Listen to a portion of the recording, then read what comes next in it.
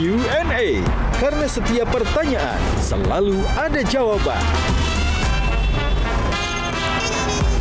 Dipandu oleh Yohana Margareta.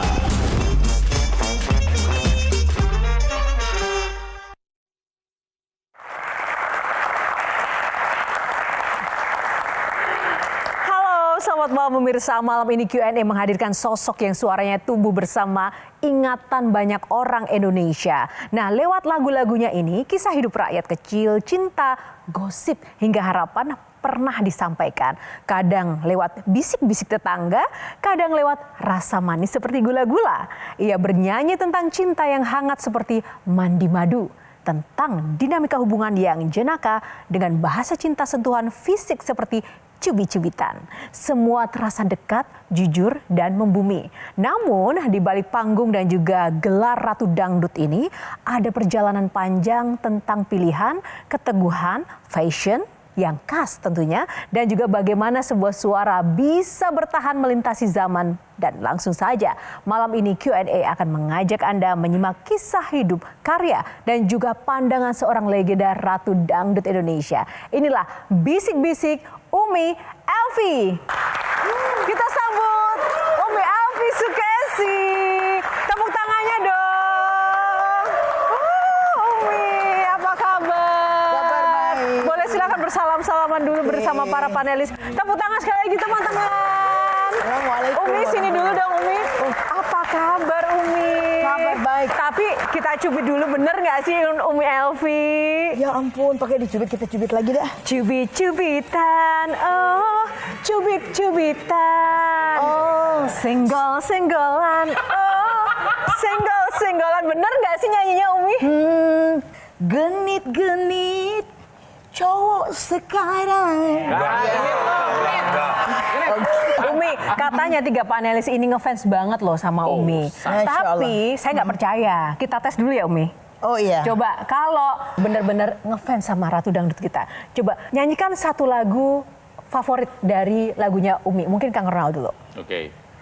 Dekat Umi ya. Berdiri. Oke. Oh, ini. Basah, basah, basah seluruh tubuh. Menyentuh kalbu. Sian ya, tinggi bener ya. Nada cewek sama nada cowok Betul. memang beda. Basah diri ini, basah hati ini. Kasih dan sayangmu menyirami hidupku bagaikan mandi madu. Thank you. Silakan duduk. Susah kan? Tadi Kang Ronald, sekarang yang senior dong, yang paling genit, Mbak Tejo. Ya boleh. Oh dia mau itu. Mana mungkin suamiku pulang ke rumahmu tanpa kau suguhkan, tanpa kau hidangkan gula-gula. Gula-gula, Gula-gula, gula-gula, gula-gula, gula-gula yang manis. Kalau Mas Indu, Aku nggak berani nyanyi di depan Ratu, Tayo. Bagian jogetnya aja. tapi sebutin lagu yang favoritnya Mas Indu apa? Yang diingat? Bisik-bisik tetangga. Bisik-bisik tetangga. Legend. Secuplik bisik-bisik tetangga tuh gimana sih? bisik-bisik tetangga kini mulai terdengar selalu di telinga hingga menusuk di hatiku. Silakan duduk Umi. Oke. Kenapa Mbak Tejo? Yang menarik, kenapa Umi selalu curiga bahwa suaminya nggak mungkin ke sana kalau nggak dikasih gula-gula. Siapa tahu ke sana lagi diskusi soal Q&A. Karena setiap pertanyaan ada jawaban. Dia diskusi sampai pagi. Kita langsung mulai aja bisik-bisik Umi Elvi. Jadi Iya, kenapa iya. Umi Elvi selalu curigaan kan? Silakan duduk Umi Elvi. Sungguh lah. Bisik-bisik tetangga kini mulai terdengar selalu. Oh my God. Malam ini malam yang paling ceria dalam episode Q&A. Terima kasih. Apa sih resepnya Umi selalu sehat, bugar, di usia yang sangat senior? Nggak ada rahasia sebenarnya. Oh ya? Cuma bersyukur mengikuti apa yang ada. terus menyikapi dengan bijaksana. Dari dulu saya sering lihat Umi Elvi nyanyi, main film. Yang paling khas dari Umi Elvi, saya pengen Umi praktekkan. Yaitu apa? Ada yang tahu nggak? Yaitu ini loh teman-teman. Oh, kedipan mata. Kedipan mata. Coba Umi Elvi lihat kamera dong. Bisik. Sebenarnya semuanya bisa untuk gini, bisa. Beda. Beda ya? Beda. Ya, syukur ya, Lagi-lagi Umi dong. Bisa. Cantik mana cantiknya, mana cantiknya? Aduh, aku diiniin kayak bocah ya.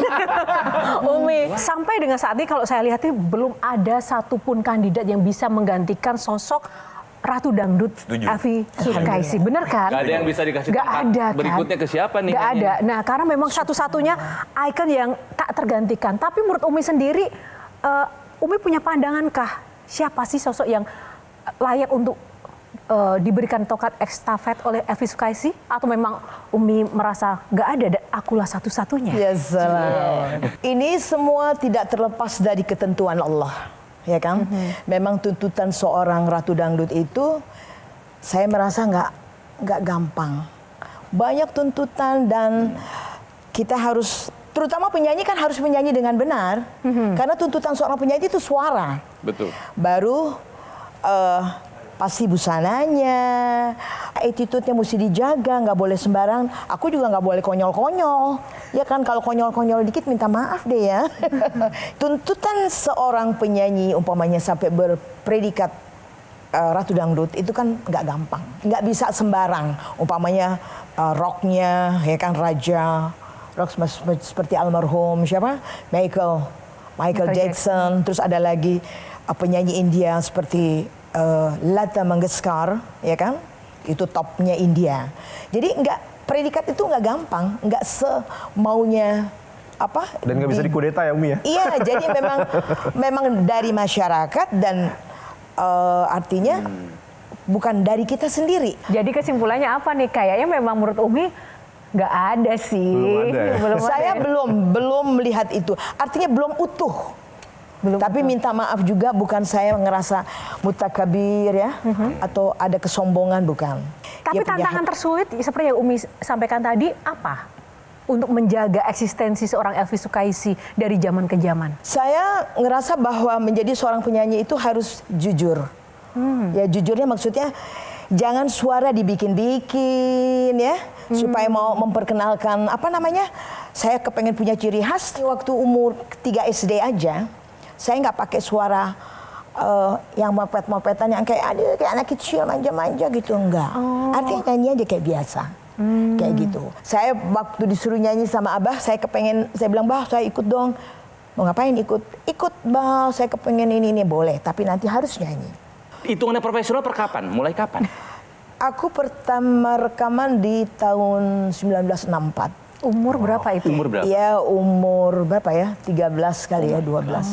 Nah, Oke, berarti Umi udah 60 tahun ya. berkarir. Masuk 61. Mempertahankan 60 tahun lebih berkarir. Apalagi ada disematkan nama Ratu Dangdut. Bagi Umi itu sebetulnya beban. Atau anugerah atau apa sih, Mi? Pertama saya ngerasa bahwa ini anugerahnya Allah. Ya kan? Dan ini bukan dari saya, tapi dari pastinya masyarakat yang menilai. Saya selalu ingat pesan suami, harus nyanyi yang betul. Walaupun waktu itu masih kecil nyanyi balonku ada 5. Nah itu kan harus rupa-rupa warnanya. Kalau mau didangdutin. Merah, kuning, kelabu.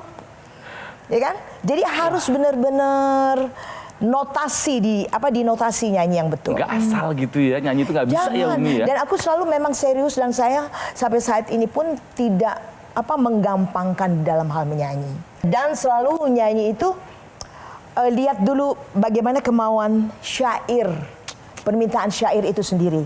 Karena orang suka bilang lagu dangdut harus dengan cengkok-cengkok yang baik, sebetulnya enggak. Ada tempat-tempatnya untuk kita bercengkok. Jangan semua lagu dicengkokin gitu bagian semua partnya gitu ya Umi, enggak ya? Enggak. Soalnya di situ ada syair, tuntutan syairnya seperti apa. Ada yang penyampaiannya seperti kita ngomong, ada yang genit, ada yang melo. Ada yang itu yang mesti kita rasain. Ini kan sekarang banyak dangdut itu yang udah di mix, ada dangdut Disco koplo, dangdut, hip hop dan segala Rap macam. dut, reggae dut. Sementara kalau misalnya Umi kan benar-benar klasik dangdut yang Iya. dijaga sampai sekarang ya. Menurut Umi itu seperti apa ya perkembangan musik dangdut sekarang, yang bahkan mungkin banyak yang bilang sekarang itu menurut Umi lebih banyak sensasionalnya atau kualitasnya? Kalau untuk saya tetap kualitas yang harus dijaga. Kalau umpama untuk penampilan otomatis kan harus disertai ya menjiwai lagu itu, ya artinya kita mesti tahu jangan berlebihan. Kalau dangdut yang tadi dengan Nah kalau klasik itu memang dangdut pure ya, dan Oke. itu saya setiap nyanyi umpama sekuntu mawar kan bisa, kan bisa begitu. Tapi tetap di tengah-tengah dari la la le le la. Umi juga ngelihat memang sekarang musik dangdut tuh bahkan udah melebur ke genre-genre yang lain ya gitu. Aku juga Betul. sebenarnya penasaran sih. Tapi Umi sendiri mengikuti nggak misalkan kayak Oh iya, dangdut sekarang iya. yang ada hip hopnya, ada Iya. ada disco-nya, reggae-nya. Saya ngikutin bagaimana genre-genre yang masuk ya. Cuma kalau di koplo memang saya cuma saran, kalau mau di koplo ini is okay, mau muskilah. Kalau kata orang Arab bilang nggak masalah, boleh-boleh aja, welcome. Tapi tetap kita mesti cari lagu yang pas untuk koplo. Jadi jangan lagu yang umpamanya sampai kapankah, lagu melo tapi Dikoploin, dikoploin. nggak dapet Jadi ya. apa namanya, syairnya kesian, terus yang nyiptain lagunya juga kesian kan, dia mengharapkan lagu itu bagus ya, menyentuh hati. Akhir jadi nggak ada lagi, sudah hilang semua. Dari musim durian sampai Nggak musim gitu mukanya, Mbak. banjir. Senyum dong. Merah yang kemarin, Asik. hai bang, jangan Pose. dipikir. Asik. Pose.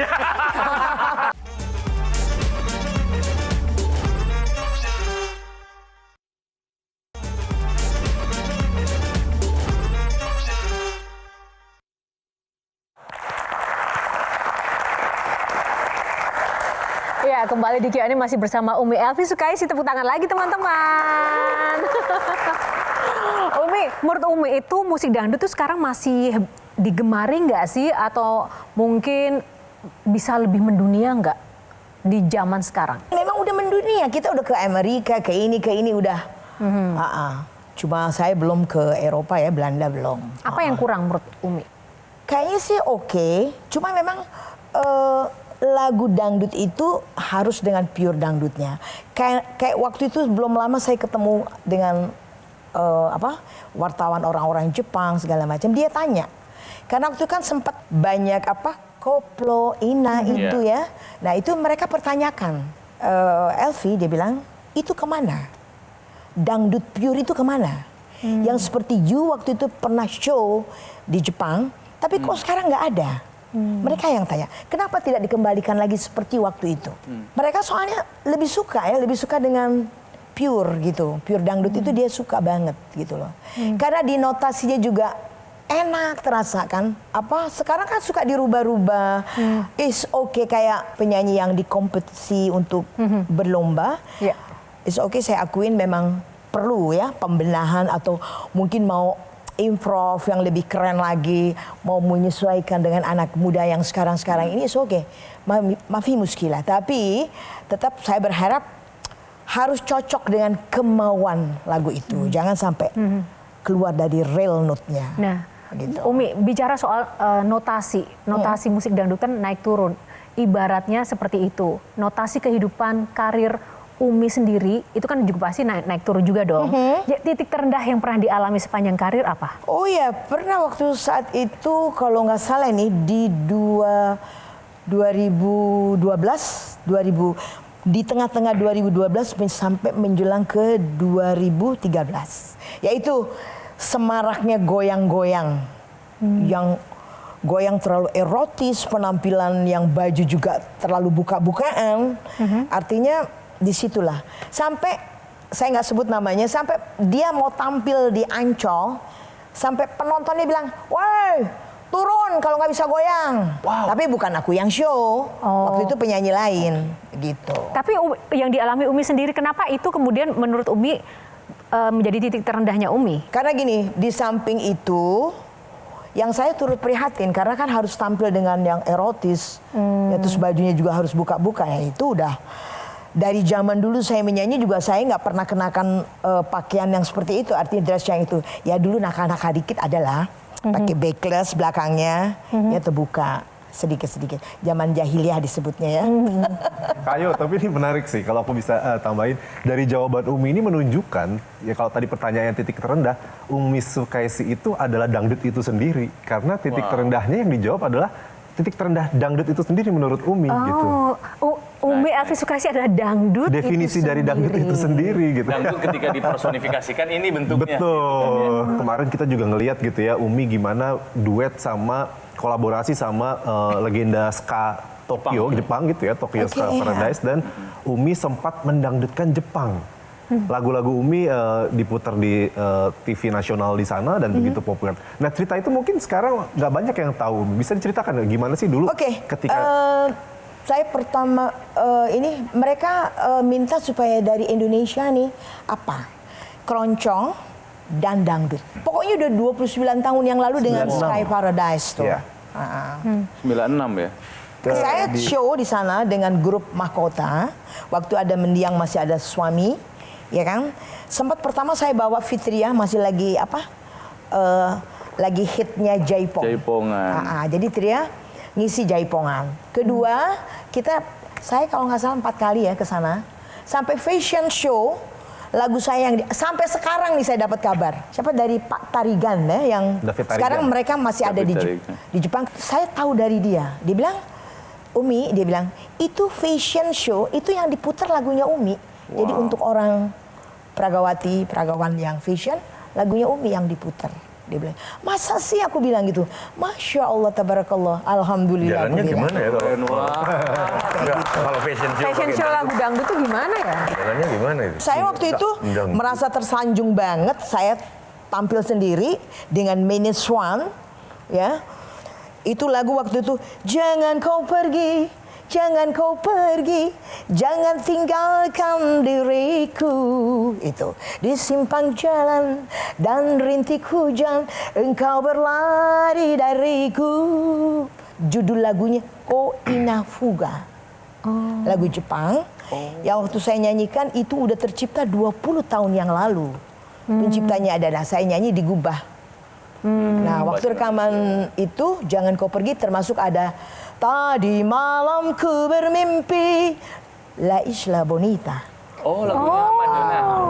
La Isla Bonita. Tapi aku Dangdutnya. Dan pada joget ya Umi ya? Iya. Orang-orang Jepang itu denger pada goyang. Iya, senang semuanya. Makanya waktu itu dia datang, kemana itu? Yang dulu dia bilang, Elvi nyanyikan yang masih pure dangdut. Kenapa sekarang saya boring kehilangan dengernya? gitu ya? Baru sebentar dengar udah nggak meresap dalam hati. Dia bilang gitu. Mbak Tejo? Bayangin fashion show kalau Pakai jalan dangdut. pakai jazz, pakai itu kan masih kebayang kalau udah. Oh, pakai saya dangdut, waktu itu tersanjung banget. Jalannya gimana? Para peragawatinya gimana jalan? Jalan ngikutin lagu, orang lagunya juga nggak terlalu ini banget kan, bagus gitu. Artinya bukan yang dangdutnya harus sampai ke India banget gitu. Karena memang lagu dangdut itu kan waktu zaman dulu waktu kita kecil itu memang ada unsur kuraca. Kuraca tuh kayak lagu joget. Sekarang ada calte. Ting ting ting ting ting ting ting itu kuraca. Teng teng teng teng teng teng teng teng teng. Bisa masih gitu loh. Ya. Kalau ini Umi misalnya menyanyikan sebaik lagu Nah, ini dangdut, modelnya lagi jalan, ini Mbak modelnya Tejo lagi fashion jalan. show. Mbak Tejo dari sana biar agak Fashion jauh show. Mbak Tejo. Nah, asyik dikerjain ini ya. Iya. Dari musim duren sampai Nggak gitu musim mukanya, Mbak. banjir. Senyum dong. Merah yang kemarin, Asik. hai bang, jangan Pose. dipikir. Asik. Pose. Gak mudah ya jadi model ya Mbak Tejo. Di era perkembangan sekarang ini Umi juga termasuk yang ngikutin dunia digital nggak sih untuk eksistensi karir musik dangdut Umi? Ya, nyerempet-nyerempet dikit, ya harus lah. Misalnya nyerempet-nyerempet tuh? Ya aku nih orangnya nggak suka lihat TV, ya orangnya nggak pernah nonton TV.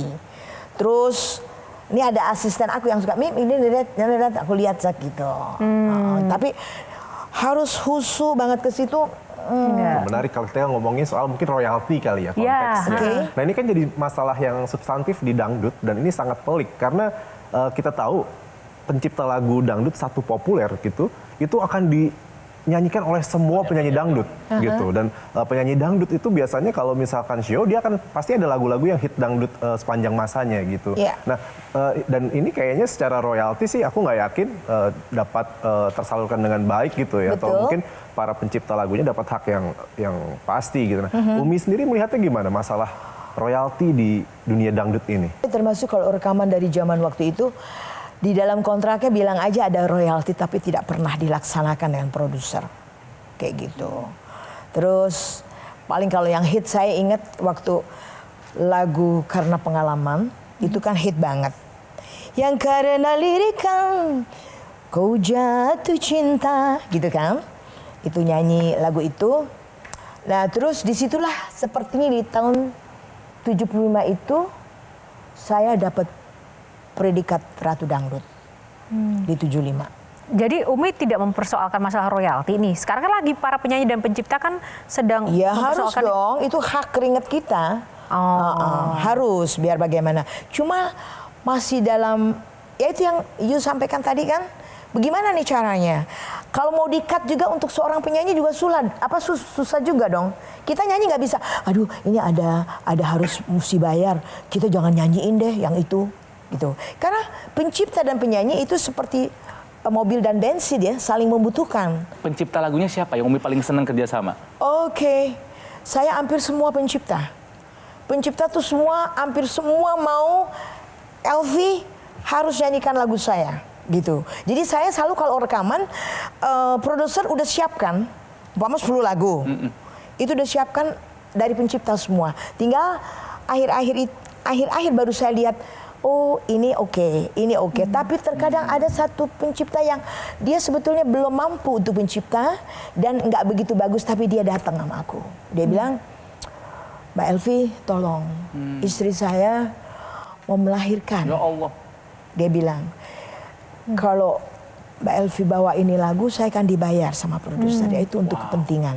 Tapi kalau aku ini, hampir semua lagu yang genit, yang ini, yang itu, segala macam, udah semuanya aku harus bawain gitu. Karena mereka tahu, dia bilang, udah deh, kalau agak ini jadi kayaknya sombong. Udah deh kalau udah dibawa ini gitu. Jadi ya itu. Kasusnya seperti itu. Jadi lebih ke Umi mencari pencipta lagu atau pencipta lagu nyari Umi sebetulnya? Pencipta mencari saya. Wah. Ya Allah, jadikan suamiku sayang kepada anak-anaknya semua. Dan jadikan aku istri yang selalu menyenangkan hatinya.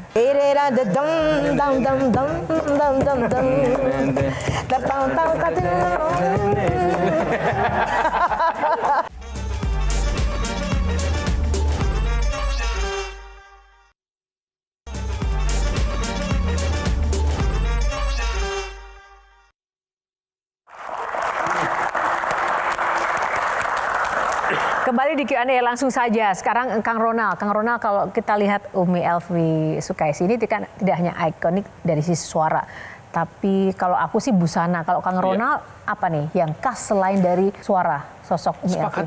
Busana ya. Gaya berpakaian Umi itu ini siapa sih Mi? Punya fashion designer sendiri atau taste-nya Umi sendiri? Aku sendiri. Jadi makanya kalau umpamanya mau tampil di TV, aku suka tanya formatnya tuh seperti apa. Terus tolong kabarin, aku tuh harus nyanyi apa. Karena aku nggak mau kalau aku nanti tampil jadi salah kostum. Ya kan, apalagi dengan karir yang sudah memasuki 61 tahun. Kalau kita salah kostum kan jadi lucu, jadi konyol. Kadang-kadang bahan yang udah penghabisan, yang udah untuk aku mau pakai, dibilang, Bu Elvi ini udah last, dibilang. Ada sekian meter, 6 meter yang you mesti ambil ini semua. Emang Umi belanja sendiri kainnya? Yes. Oh, ya? Kadang aku belanja sendiri kalau memang aku mau bikin. Karena modal aku bikin, aku hayalin kayak gitu. Terus harus hijabnya seperti apa saat itu kalau aku mesti muncul. Dan pakai jilbab itu bukan mengurangi jadi kurang penampilan, saya ngerasa tetap modis. nggak ada salahnya. Dan kalau perlu tahu, aku tuh pakai hijab itu gara-gara cucu. Tahun berapa Umi? Ya Allah, tahun berapa ya? Kenapa, Umi? Cucu masih enggak. Cucu aku nih, anaknya Fitri ya, dia udah berhijab sampai di rumah nggak buka sama sekali. Udah kayak India Pakistan. Gini. Selalu pakai gitu. Jadi tahu-tahu saya lihat, loh kok cucu pakai, Neneknya belum gitu. neneknya belum. Malu dong saya. Jadi saya pikir mulailah saya coba, karena pakai hijab, pakai jilbab itu juga tidak mengurangi cantik. Iya. Kalau kita modis kan kita masih bisa apa-apain. Tuh pakai apa tuh Nah. nyala-nyala tuh bagus tuh Umi tuh. Nah itu tadi Gila tuh. glamor dari dulu sampai sekarang Glam. Umi itu apa ya, penampilannya itu glamor. Iya. Apakah memang bawaan naturalnya begitu atau memang Umi sengaja memberi kesan glamor di setiap penampilan dengan bling-bling dan style seperti Itu mungkin ciri khas Elvi Sukaisi ya. aku suka deh. Umi tuh benar-benar firm gitu loh tentang dirinya ya. Kalau aku memang suka dengan banyak pernak-pernik kayak gitu. Dan kalau aku nggak kayak gitu, banyak yang suka ngomong, bukan Elvi Sukaisi katanya. Itu tadi soal fashion. Tapi satu lagi nih, tahu nggak teman-teman yang khas dari seorang Elvi Sukaisi? Itu loh, lempar. Itu coba itu gimana kok bisa kayak gitu sih? Gini, itu nggak tahu terinspirasi. Sebetulnya bukan dari dulu. Jadi waktu itu saya show di Ambon. Dulu kan kita masih kayak orang mau balet ya. Gini terus tahu-tahu aku nyanyi Mandi Madu. Lagu Mandi Madu terus kok bisa teret waktu basah gitu. Dari situ. Dari situ.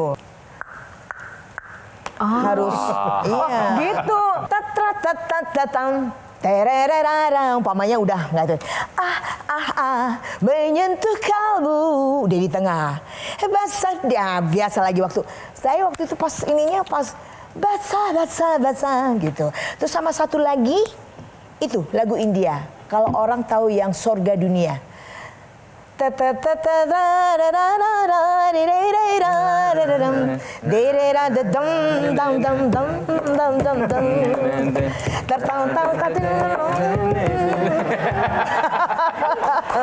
Kok kebalik sih? Umi, tapi pernah jatuh nggak tuh? Alhamdulillah sih ya, subhanallah. Belum tuh. Wah, konsentrasinya tinggi banget. Karena mic-nya mahal, Sindu nggak boleh jatuh. Enggak begitu juga. Umi, Yes. tadi kan nikah tanggal 13 apa? Umur 13. Ya kan? 14 lebih 3 Suami bulan. 23-an. Oke. Pengalaman apa yang bisa, karena waktu aku SMP itu dengar sungguh kau suami yang kok hanya Umi yang bisa nyanyiin itu. Jadi kayak Masa? pedih banget. Serius, itu apa karena pengalaman di situ? Gini, Sungguh, kalau kok- penyanyi emang kesiannya, ya. Kita nyanyi suami yang kejam, dipikir suami kita yang gamparin kita. Tapi Yang itu mukul. kan ada. Padahal enggak, suami Bila itu nggak aku pernah. salah engkau, apa ya menggampar ada syairnya kalau nggak salah. Sungguh kau yang tiada Coba deh, coba. Sungguh kau suami yang kejam, yang tiada berperasaan. Iya. Bila engkau marah, aku menjadi sasaran. Iya kan? Aku kau pukuli bagaikan seekor hewan. Itu bukan karena pengalaman rumah tangga, Sekarang bukan. sih nggak mungkin lirik gitu. Kalau rumah tangga is okay, manusia dalam kehidupan semua ada duri-duri di dalam ada. Iya, Tapi kalau yang namanya kita digampar tuh nggak pernah. Iya, tapi pertanyaanku enggak. Enak aja main gambar-gambar. Emang kita ayam. Saya sering nonton dangdut. Begitu lagu itu yang bisa nyanyi cuma Umi. Gitu ya. Ah. Alhamdulillah. Iya, kenapa? Nggak paham. Masa nggak pernah ngalami? Enggak. Kok maksa sih Mbak Tejo? Bagaimana sih? Kok maksa? Kita mau dikorek nih. Umi tuh nggak pernah sekalipun saya dengar tadi melontarkan kata-kata negatif, keluhan dan juga komplain. Memangnya hidup Umi tuh mulus terus ya, bahagia terus gitu ya Umi? Atau gimana sih? Kok kayak nggak pernah susah gitu? Subhanallah. Alhamdulillah. Ya itu saya bilang, kalau soal kehidupan manusiawi, ada pasang surut, soal ekonomi, ya kan? Tapi kalau soal rumah tangga, saya ini orangnya orang yang apa ya? Orang yang manut sama suami. Jadi kalau suami saya bilang merah, merah, hitam, hitam. Jadi jangan pakai dikomplain. Karena apa? Dia terangin, karena dia jamaah, dia bilang, ana kalau mau bicara, ana pikir dulu untung ruginya. Ya kan? Jadi makanya nggak bisa dibahas. Jadi yang saya sudah bicarakan itu adalah, itu udah harus begitu. Menurut siapa? Ayo. Mau bertuhan sama siapa? Suami gituin, gitu loh. Jadi saya punya kewajiban, ya memang nggak boleh ya kita terlalu tunduk kalau umpama suaminya juga konyol kan. Harus kan seiring sejalan. Ya kan? Ya Rob, jadikan aku istri dalam kasih sayangnya. Waduh. Selalu bilang gitu. Dan ya Allah, jadikan suamiku sayang kepada anak-anaknya semua. Dan jadikan aku istri yang selalu menyenangkan hatinya. Itu nggak bikin laki-laki gede kepala. Setiap hal, setiap terjadi berantem, Aku saya salah yang aku duluan. yang salah. Soal dia mau gede kepala terserah deh, kita balikin aja sama dia. Ya kan? Dia pastikan juga punya pikiran. Dan kalau dia beragama yang benar, dia nggak mau dong egois kayak gitu. Dia harus tahu mendidik istri, bagaimana harus berlaku terhadap. Tapi saya paling suka kalau suami yang sayang sama anaknya, ya kan? Ada kan suami kan yang cuek banget sama anaknya. Itu aku nggak suka banget. Perasaan, ya Allah anaknya tapi kok dia cuek-cuek aja sih, sedih banget deh. Kebetulan suami, karena memang saya kenal dia, terus saya jatuh cinta sama dia, karena dia juga seorang penyanyi. Kok subhanallah takdir Allah saya berjodoh sama dia sampai akhir umurnya. 60 tahun. Berarti ketika Umi nyanyi itu, bayangannya suami. Cuma kamu sayangku di dunia ini. Tanpa kamu sunyi terasa itu bayangan suami. Tiada kalimat. Dia sebenarnya lagi mau pameran suaranya. Enggak. Aduh. Enggak, maksudku Umi kebayang itu enggak? Kenapa bisa pas juga walaupun tidak sepas suami yang kejam itu, tapi yang itu enak banget di samping kan Rita juga nyanyiin itu ya, tapi ya memang masing-masing. Coba kamu itu sayangku di dunia ini. Cuma kamu cintaku di dunia ini. Dia joget tanpa lagi. kamu. Ini kayaknya sesinya Pak Tejo banget deh. Oke, mungkin satu lagi Mas Indo. Iya, aku penasaran aja kalau tadi dari cerita-cerita Umi gitu ya, begitu menghayati peran sebagai istri dan rumah tangga yang sangat indah gitu ya. Terus tantangannya gimana ketika misalkan Umi menulis lagu-lagu yang tidak sesuai dengan kondisi Umi, misalkan lagu yang patah hati atau terperceraian atau bahkan mungkin lagu-lagu yang jenaka juga gitu ya. Teman-teman, apa yang dibayangkan Umi selama proses kreatif penulisan lagu?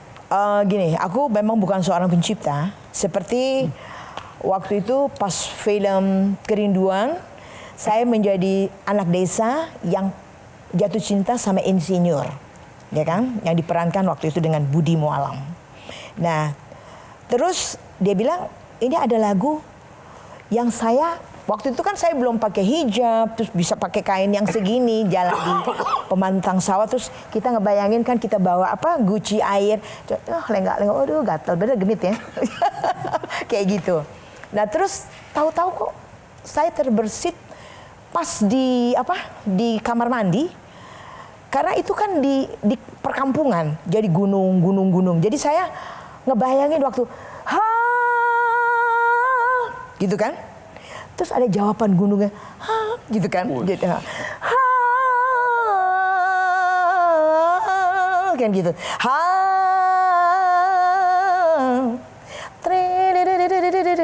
kayak gitu,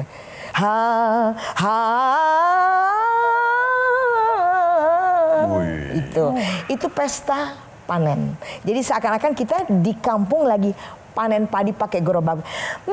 Betapa senang rasa hati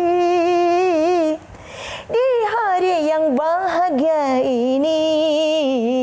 Itu kebetulan ciptaan aku, pesta panen di tahun 80. Pas untuk tercipta dalam film Kerinduan. Bicara soal film, Mas Indo udah terjawab belum? Ya. Udah terjawab ya? Bicara soal film, Umi kan juga bintang film juga ya. Dari dulu nih sama Bang Haji juga segala macam. Lebih asik main film atau nyanyi? Gitu ya. Kalau film, Asyik juga. Asyik juga. Untuk di stage, gini, kalau di stage tuh kita langsung bisa komunikasi sama penonton kan. Hey, mau lagu apa? Terus kita senandung sama dia. Ini dia minta lagu ini. Artinya kita bisa pendekatannya lebih dekat waktu di stage. Kalau di film, ya film kan punya keterbatasan. Tapi peranan itu tetap harus kita rasain. Pernah cinlok nggak main film? Dia mau ngorek. Pernah cinlok nggak Umi? Aduh, jangan dong ya. Enggak. Nggak mau cerita atau nggak pernah? Enggak lah. Kan usia 14 sudah nikah, yuk. Oh iya juga ya. Oh iya. Saya pinjam duit sama tetangga untuk beli susu anakku. Tapi saya bilang, Tante, nanti aku malam minggu besok ada acara. Insya Allah saya kembaliin uang Tante.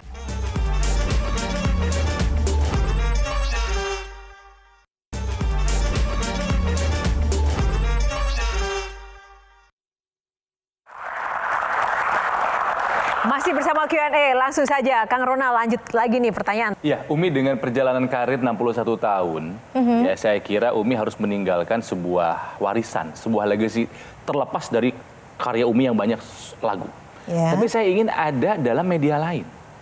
Film ada, lagu ada. Buku, Mi. Menurut saya, Umi tuh layak membuat sebuah buku biografi. Pernah Harus terpikirkan enggak membuat buku gitu loh? Memang terfikirkan udah lama sekali untuk bikin buku. Nah, terus kenapa nggak jadi? Nggak tahu, belum ada takdir kali ya.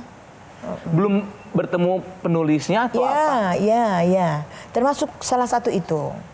Karena ini aku harus nyiapin waktu untuk berceloteh sama-sama dia atau jalan bareng-bareng supaya dia juga apa sih kemauannya dan bagaimana sih ceritanya seorang Elvis Casey dari masa anak-anaknya sampai pas merit, sampai rumah tangga atau segala macam. Kayak gitu, dan alhamdulillah sampai saat ini. Kayak gitu. Ya, jadi kalau di luar negeri itu satu musisi bisa beberapa buku biografi gitu loh. Betul. Saya ngerasa kalau umpama melihat kisah perjalanan seorang Elvis Casey, aku bilang aduh kalau bangsa Fulus kencang atau ada orang produser itu bisa jadi film berseri-seri loh.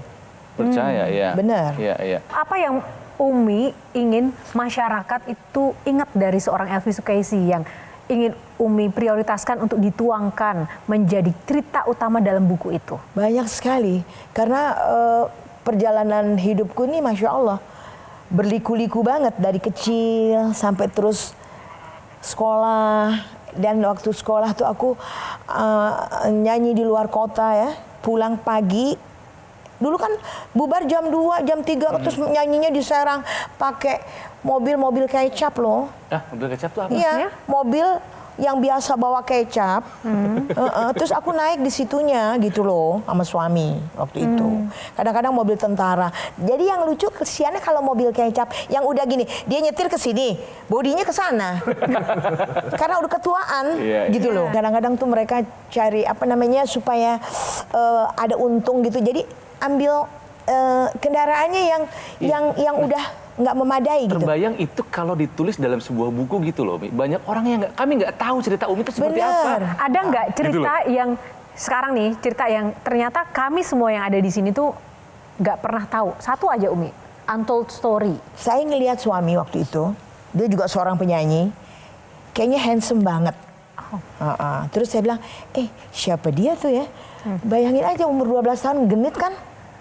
Iya. Sampai saya tanya, itu siapa sih ya namanya gitu loh. Akhirnya, nah dia juga melihat sosok saya. Ini anak kecil suaranya kok kecil anaknya, tapi kok suaranya udah volumenya udah keren banget.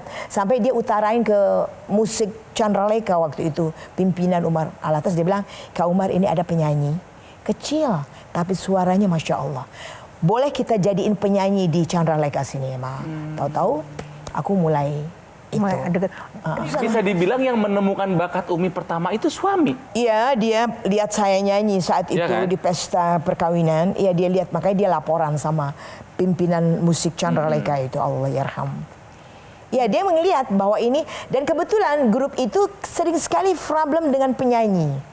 Jadi bilang, ini anak kecil nih, coba kita dudukin di Chandralekha. Makanya dari itu aku setiap ada acara, jadi sekarang aku yang ngisi. Dan kita naik beca loh, Bo. Naik beca. Naik beca bertiga. Aduh, kasihan tukang becanya dong. Hah? Kan aku kecil masih waktu kecil, itu. ya, Umi, maaf. Masih kecil, jadi nggak repot. Jadi seorang Elvi Sukaisi pernah naik beca. Elvi Sukaisi itu dulu pernah menderita apa sih gitu? Maksudnya bukan menderita ya, maksudnya sesusah apa gitu? Pernah naik beca, pernah naik mobil kecap. Terus pernah apa lagi, Umi? Oke, ini yang paling sedih ya. Saya waktu itu jadi penyanyi kan belum top banget. Jadi Adit Chandralekha di mana-mana. Ya kan, kalau mau tahu waktu itu, saya pinjam duit sama tetangga. Ya kan? Untuk beli susu anakku. Tapi saya bilang, Tante, nanti aku malam minggu besok ada acara. Insya Allah saya kembaliin uang Tante. Dan disitulah. Jadi saya habis nyanyi malam pagi-pagi jam 8, aku udah datang, Tante, saya kembaliin uang yang saya pinjam. Nanti 3 hari kemudian aku pinjam lagi, dia udah welcome aja. Karena aku selalu pegang janji. Oke, Umi, ini kan nggak banyak gitu ya penyanyi yang bisa mencapai lebih dari setengah abad. Masih punya kepengenan gitu nggak sih yang belum terwujud, konser yang seperti apa? Karena kayaknya udah semua udah dilaluin di keliling dunia, udah gitu, duet sama legenda dunia yang lain, udah gitu, dan titel ratu juga itu seumur hidup gitu ya. Masih ada nggak yang masih belum kesampaian untuk Ya itu termasuk konser? saya kepengen konser tunggal, tapi juga bukan artinya tunggal yang ego. Tetap saya kepengen ngundang juga teman-teman senior lainnya atau generasi yang baru-baru juga mengikut sertakan dalam konser saya. Tapi yang terutama lagi yang saya bercita-cita itu saya kepengen terwujud bikin buku dan konser tunggal Umi layak iya, banget deh. insya Allah. Semua mengharapkan untuk itu. Amin. Penyanyi muda yang paling pengen Umi ajak siapa? Nah, collab di stage itu siapa, Yang Mi? muda nih, supaya kita yang generasi sekarang, oh ternyata Terjembantani lah ya. betul. Dia terakomodir gitu yang muda-muda. Siapa? Aku nggak boleh jawab sekarang. Oh, berarti masih ada di benak sini kira-kira siapa. Karena perjalanannya masih panjang. Oh, jangan dibocorin dulu. Nggak boleh dibocorin dulu dong. Lesti misalkan gitu yang sekarang anak muda. Lesti Kejora. Lesti bisa. Evi Masamba. Evi Masamba. Yang Artinya nggak banyak-banyak dong. Ntar aku kurang nyanyinya. Oke. Baik, terima kasih Umi. Sebelum kita akhiri, saya pengen closing statement dulu dari Mas Indu dulu, silakan. Umi Elvi ini adalah ya tadi kalau kita bahas personifikasi dari dangdut itu sendiri. Genitnya ada, spirit pantang menyerahnya ada, cantiknya ada, cengkoknya ada. Jadi ya ini adalah sejarah dangdut itu sendiri gitu. Oke, Kang Ronald. Oke, dari saya singkat aja. Elvi dari Prancis banyak KW-nya. Tapi Elvi dari Indonesia hanya satu-satunya. Alhamdulillah. Thank you, Kang Ronald. Mbak Tejo. Soal buku dan konser itu, sesuatu yang aku tunggu, pernyataanku begini. Sekian lama aku menunggu untuk kedatanganmu. Datanglah kedatanganmu ku tunggu. Telah lama aku menunggu. Aku tunggu bukumu, aku tunggu konsermu. Nah, sekarang giliran closing statement dari Umi, pesan untuk pemirsa Q&A Metro TV dan untuk kita semua yang ada di sini. Yang penting dalam kehidupan ini, ibadah jangan ditinggal dan selalu bersyukur kepada Allah. Kita nikmatin. Jadi kurang lebih dikit, udah bismillah tawakkaltu 'ala Allah. Karena Allah Maha Pengatur untuk rezeki semuanya. Kata kita nih miliknya dia. Saya aja nih di kepala 7 kalau sakit gini, udah waktunya apa belum nih? Suka pikir gitu. Nanti anak-anak suka ngamuk. Mama nih. Dawia kan panggil mama tuh sendiri. Kalau yang lain kan Umi dan Abah. Dia tuh nggak tahu papa dan mama. Seorang di mama nih nangis terus dia. Dia paling takut kalau aku ngomong kayak gitu. Tapi Tria suka pesen sama adik-adiknya. Umi tinggal seorang diri. Tolong jaga hatinya. Jangan sampai dia sedih karena kamu-kamu. Memang begitulah, kita ibu nih memang mesti bijaksana dan menjadi ibu yang pemaaf dan selalu berpikir kenapa dia bisa begitu, kenapa dia bisa begini. Jadi jangan selalu kita namanya orang tua, mungkin kayak gini nih, aku nih terlalu suka bukan nyonggo, jadi selalu kalau mau ngomong sama anak aja juga nggak mau sembarangan, kita lihat sama suami begitu, kondisinya tepat atau tidak, kayak gitu. Sama anak juga supaya dia jangan tersinggung, saya kasih perumpamaan dulu, gini. Wow, terima kasih. Umi sekali lagi terima kasih untuk sharingnya, inspirasinya luar biasa. Amin, ya Rob. Dan juga nilai-nilai kehidupannya, banyak sekali bonus hal yang benar-benar bisa kita pegang dan bisa kita pelajari dari seorang Pinjem duit Nicholas. buat beli susu. Kesian deh loh.